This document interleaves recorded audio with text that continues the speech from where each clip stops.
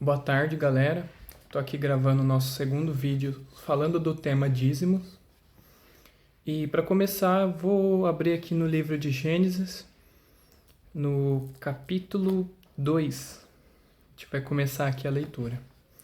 Senhor Espírito Santo, que o Senhor possa testificar a palavra que está sendo ministrada aqui nesse texto, Senhor. Que em nome de Jesus o Senhor possa trazer viva esta revelação dos dízimos na Bíblia, Senhor Deus, e que eles possam se identificar com isso em nome de Jesus. Amém. Então a gente vai ver aqui sobre o Jardim do Éden e eu vou estar lendo aqui com vocês. Então aqui no capítulo 2, versículo 7, diz o seguinte: E formou o Senhor Deus o homem do pó da terra e soprou em suas narinas o fôlego da vida, e o homem foi feito alma vivente. E plantou o Senhor Deus um jardim no Éden, do lado oriental, e pôs ali o homem que tinha formado. Então, na leitura do Gênesis, quando a gente começa a olhar para os 7 dias da criação do homem, a gente vê que o homem ele é criado no 6º dia da criação. E de todo aquele processo, a gente vai vendo que o homem ele foi uma das últimas coisas que Deus criou. E o fato é que sobre esse assunto, Deus ele primeiro preparou todas as coisas para que depois ele colocasse o homem no final da criação. Então, depois de estar tudo pronto, toda a provisão que seria necessária, no Éden, Deus já tinha feito. E depois, ao final disso, no 6º dia, ele cria o homem. E olha que interessante.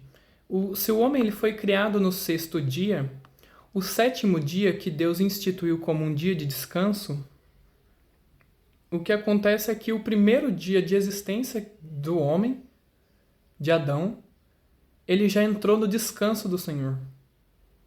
O primeiro dia de existência do homem, ele entrou descansando.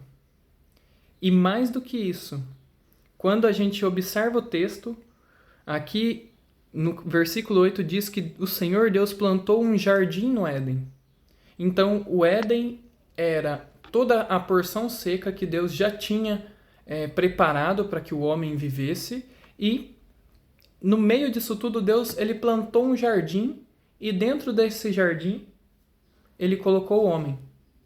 Então, mesmo o Éden sendo o todo, Deus plantou um pequeno jardim e ali ele pôs o homem que ele tinha criado. E o que é interessante é que a gente vai ver aqui também, cadê aqui no capítulo, cadê aqui, capítulo 2...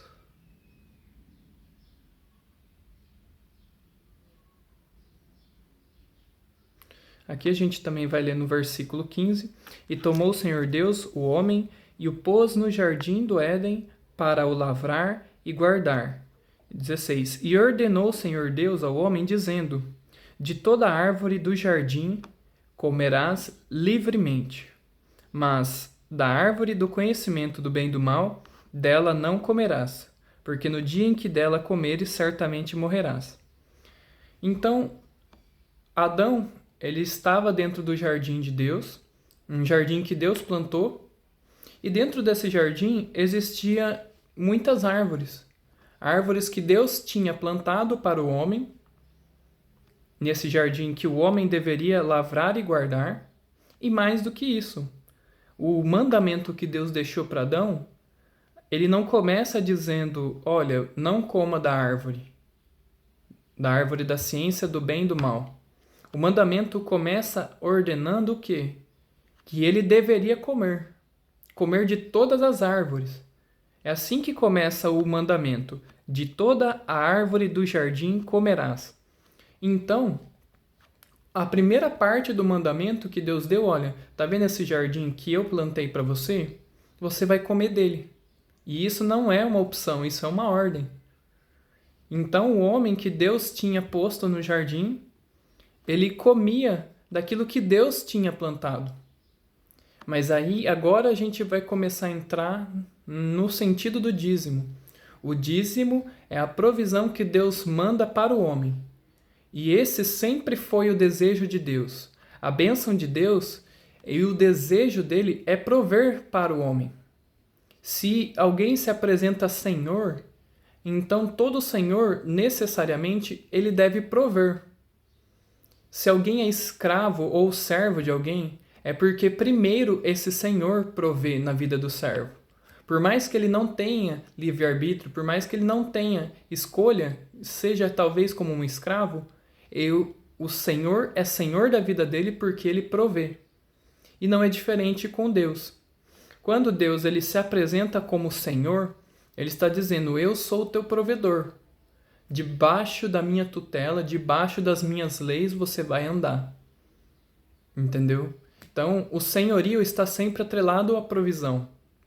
E nesse sentido, o homem, Adão, posto no jardim, ele tinha acesso a tudo que Deus plantou, desde que ele fosse obediente. Então, o mandamento começa: de toda árvore do jardim você comerá, com exceção dessa. E essa exceção, a parte na qual a gente está dentro do jardim de Deus, e essa parte que não nos pertence, que Deus não nos permite tocar, é uma pré-figuração do dízimo. O dízimo, quando Deus planta um jardim para você e ele começa a prover na sua vida, o que acontece é que sempre vai haver uma parte que não te pertence. Uma parte que compete ao seu Senhor. Compete a Deus, a quem ele proveu. Entendeu? Então, o Jardim do Éden, ele nos mostra que o desejo de Deus é prover na vida do homem. E segundo, que dentro da provisão é uma obrigação você comer, é uma obrigação você usufruir do jardim de Deus. Mas sempre tem uma parte do jardim que não te cabe.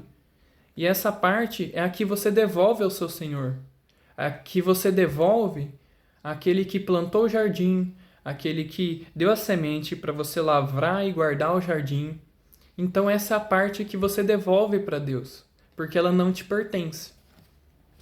E voltando mais a falar sobre o jardim que Deus plantou, vocês vão ver aqui no livro de Deuteronômio que a conquista da terra de Israel, a terra de Canaã, quer dizer, Deus ele estava dando aquela terra para o povo israelita.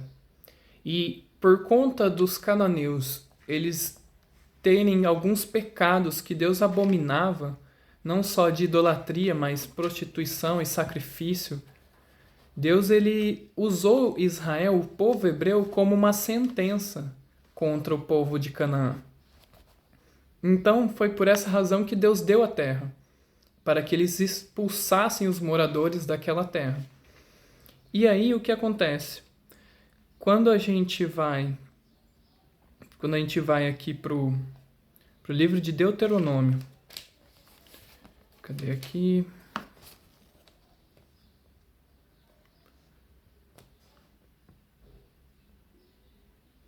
Olha só que interessante.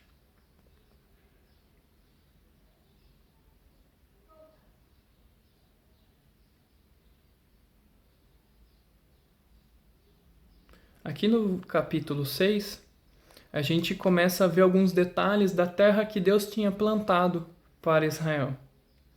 Aqui eu vou começar no versículo 1. Estes, pois, são os mandamentos, os estatutos e os juízos que Deus mandou o Senhor vosso Deus para ensinar-vos, para que os cumprisseis na terra a que passais a possuir, para que temas ao Senhor teu Deus e guarde todos os seus estatutos e mandamentos, que eu te ordeno, a teu filho e ao filho de teu filho todos os dias da tua vida, e que teus dias sejam prolongados. Ouve, pois, ó Israel, e atenta em os guardares, para que bem te suceda e muito te multipliques, como te disse o Senhor, Deus de teus pais, na terra que mana leite e mel. Então a gente começa a ver que a terra que Deus estava dando para os filhos de Israel era uma terra muito boa, era uma terra muito fértil, E ele estava entregando nas mãos deles esse jardim. E mais aqui para frente, olha que interessante, se a gente passar, continuando essa leitura do capítulo 6, a gente aqui no 10, olha que interessante. Quando, pois, o Senhor teu Deus te introduzir na terra que jurou a teus pais, Abraão, Isaque e Jacó, que te daria, com grandes e boas cidades que tu não edificaste, e casas cheias de todo bem que tu não encheste, e poços cavados que tu não cavaste, vinhas e olivais que tu não plantaste, e comeres e te fartares. Guarda-te que não te esqueças do Senhor, que tirou da terra do Egito, da casa da servidão. Ao Senhor teu Deus temerás, e a ele servirás, e pelo seu nome jurarás. E aqui você vai lendo todo o versículo, ele vai dando mais detalhes dessa provisão que Deus estava dando. Aqui no 18 fala: e farás o que é reto e bom aos olhos do Senhor, para que bem te suceda e entres e possuas a boa terra, a qual o Senhor jurou dar a teus pais, para que lance fora todos os inimigos de diante de ti, como o Senhor tem falado. Então, vocês começam a ver que o jardim que Deus estava plantando em Canaã não era diferente do jardim do Éden. Porque no jardim do Éden, Deus plantou as árvores. Ele quem fez o jardim. De toda a terra, ele plantou um jardim para o homem. E ali dentro daquele jardim estava a provisão de Deus. Dentro do jardim. E aqui em Canaã não é diferente. O desejo de Deus era que ele pudesse prover aqui uma terra que jurou seus pais, que mana leite e mel, que tem grandes e boas cidades que eles não edificaram, cheias de todo o bem, poços que eles não cavaram, vinhas e olivais que não plantaram. Então, essa primeiramente é a provisão de Deus. A provisão de Deus, ele entra com os recursos, ele provê de uma forma sobrenatural, de uma forma que ele intervém por você, e nesse jardim que ele planta para você, você entra e possui. Esse é o jardim que Deus quer que nós entremos, debaixo do seu senhorio. Quando você escolhe Jesus Cristo como seu Senhor, automaticamente, se ele é Senhor sobre a sua vida, ele provê na sua vida. A provisão tem a ver com senhorio. Aquele quem você obedece às ordens é o teu Senhor, é quem te provê. Então, quando você entra na provisão de Deus, existe uma parte que não te compete. E essa parte é o dízimo, porque o dízimo é uma representação do senhorio, tendo em vista que ele te deu o terreno, que ele te deu a semente, que ele te deu tudo pronto, tendo em vista que ele te prosperou. Agora você entrega o dízimo, porque você está reconhecendo quem é o Senhor da sua vida. O dízimo tem a ver com senhorio. Então, esse é o desejo de Deus, prover na vida de cada um. E para que ficasse mais claro, isso eu não sei se eu vou encontrar aqui no livro de Êxodo, mas se nós atentarmos bem para a passagem de quando o povo vai para o Egito, o que acontece é que Deus, quando toda a família que vem com Jacó desce ao Egito, o faraó entrega para eles duas terras, que eram as duas terras mais férteis do Egito, que era a terra de Ramsés e a terra de Gósen. E essas duas terras foi onde os hebreus eles se estabeleceram e depois de um certo tempo eles foram escravizados pelos egípcios. Mas o fato é que essas duas terras, quem tinha dado essas duas terras para o povo hebreu? Quem deu foi Faraó. E Faraó deu o terreno. E lá eles se estabeleceram. E juntamente com isso, assim como era em todo o território nacional, existia o tributo do quinto. De todo o rendimento da lavoura, eles tinham que devolver a Faraó o quinto. tendo em vista que ele deu a terra e deu a semente. Então, se ele deu a terra e ele deu a semente, é justo que Faraó receba o quê? Receba uma parte, porque ele foi o Senhor quem proveu a terra e a semente.